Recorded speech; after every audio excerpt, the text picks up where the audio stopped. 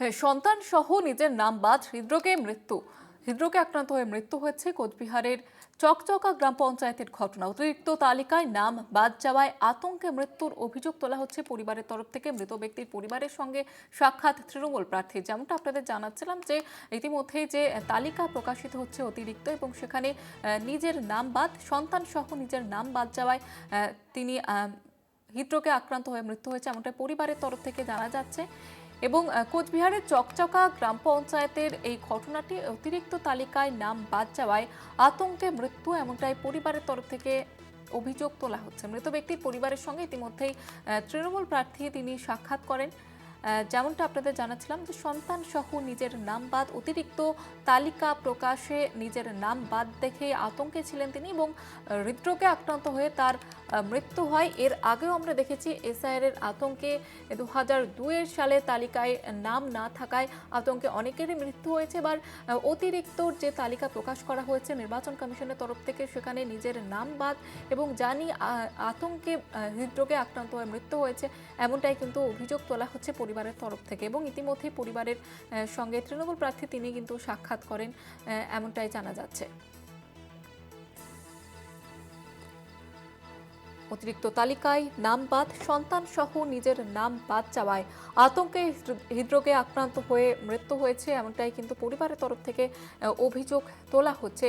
এবং এর আগে এসআইআর শুরুর পর থেকে আমরা দেখেছি যে 2002 সালের যে ভোটার তালিকা, সেই তালিকায় নাম না দেখে এসআইআর আতঙ্কে অনেকেরই মৃত্যু হয়েছে, কেউ অবসাদে ভুগেছেন। এবং যে অতিরিক্ত ভোটার তালিকার প্রকাশের পর এবার মৃত্যুর ঘটনা, হৃদরোগে আক্রান্ত হয়ে মৃত্যু, আতঙ্কে, এমনটাই পরিবারের তরফ থেকে অভিযোগ তোলা হচ্ছে।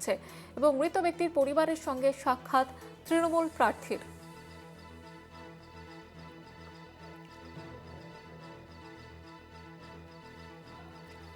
আমাদের প্রতিনিধি চন্দন দাস রয়েছেন আমাদের সঙ্গে টেলিফোন লাইনে। চন্দন, ঠিক কি জানা যাচ্ছে পরিবার সূত্রে?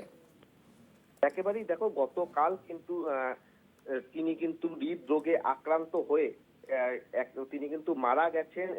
সেই তার আজকে কিন্তু সেই বাড়িতে গেছেন পার্থপ্রতিম রায়, সেখানে কিন্তু গিয়ে তার পরিবারের সাথে কিন্তু তিনি কথা বলেছেন। সুভাষচন্দ্র রায়, তার কিন্তু প্রথম যে লিস্ট প্রকাশ হয়েছিল সেই লিস্টে কিন্তু তার নাম ডিলিটেড ছিল, কিন্তু সেই লিস্টে তার দুই ছেলের নাম সেখানে কিন্তু বিচার বিভাগীয় অধীন ছিল। এরপর দ্বিতীয় যে লিস্ট বেরিয়েছে সেই লিস্টে কিন্তু তার সুভাষচন্দ্র রায়ের নাম সহ তার দুই ছেলের নামই ডিলিট হয়েছে।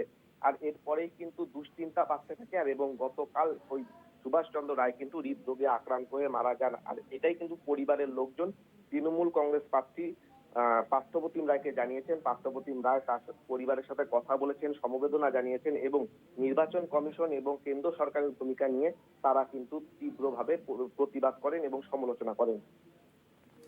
ধন্যবাদ জানাবো চন্দন।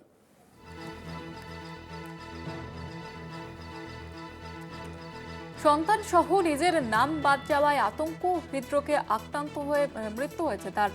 কোচবিহারে চকচকা গ্রাম পঞ্চায়েতের এই ঘটনায় শোকের ছায়া। অতিরিক্ত ভোটার তালিকা প্রকাশের পরে সেখানে দেখা যায় যে সন্তান সহ তার নাম বাদ যায়, এবং সে কারণে মৃত্যুর ঘটনা। এসআইআর শুরুর পর থেকেই এই মৃত্যুর ঘটনা আমরা দেখেছি যে 2002 সালের যে ভোটার তালিকা, সেখানে নাম না থাকায় অনেকে আতঙ্কে আত্মহত্যার পথ বেছে নিয়েছেন, অনেকে হৃদরোগে আক্রান্ত হয়ে মৃত্যু হয়েছে। এবার অতিরিক্ত ভোটার তালিকায় নাম বাদ যাওয়ায়, নাম না দেখে অবসাদে মৃত্যু হয়েছে।